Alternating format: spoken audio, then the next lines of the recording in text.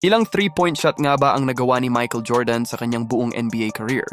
Tara at ating pag-usapan. Pero bago yan ay shoutout muna kay Idol Christian Jerome Torres Nilo na nag-request ng video na ito. Shoutout sa'yo, Idol. Si Michael Jordan ang tinuturing na GOAT ng NBA or ang greatest player of all time ng liga. Ang kanyang signature fade away at mid-range shot na laging nagbibigay ng sakit ng ulo sa kanyang mga defenders, pati na rin ang 48 inches vertical jump na kayang-kayang mag-posterize ng kahit na sinong kalaban. Pero may ilang mga kritiko ni Jordan na nagsasabing Jordan can't shoot threes.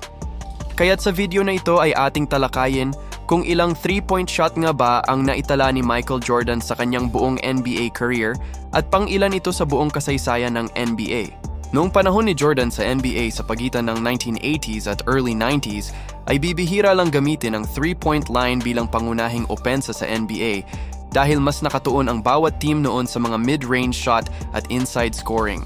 Katulad ni Jordan na mas nakilala natin sa kanyang mga mid-range jumpers, mga acrobatic layups at mga slam dunk highlights.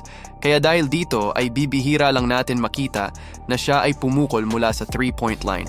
Kaya't hindi nakakapagtaka na si Michael Jordan ay nakapagtala lamang ng 581 total 3-pointers made sa kanyang buong NBA career at ito ay nasa labas ng top 250 sa all-time 3-point list ng NBA.